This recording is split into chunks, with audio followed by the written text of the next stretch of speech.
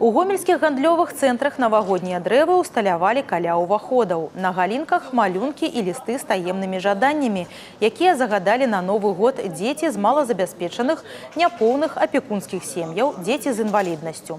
Кожны жадаючы можа купіць падарунак, пазначаны ў паштоўцы, а пасля пакінуць яго пад ёлкай або перадаць валанцёру. Пазней сюрпрызы аддадуць адресатам. В каждой районной организации проводилась работа по сбору пожеланий к Деду Морозу. Это ребята из многодетных семей, детки-инвалиды, сиротские детки. Какие-то списки нам давал отдел образования, а кто-то – это наши посетители, которые в Красном Кресте получают помощь.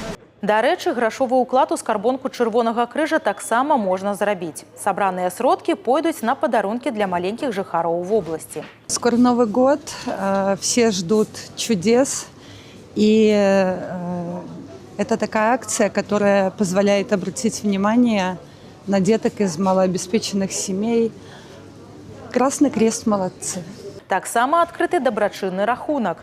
Працягнецца марафон дабра да 15 студзеня. За гэты час прадстаўнікі Чырвонага крыжа плануюць зрабіць падарункі некалькім тысячам дзяцей.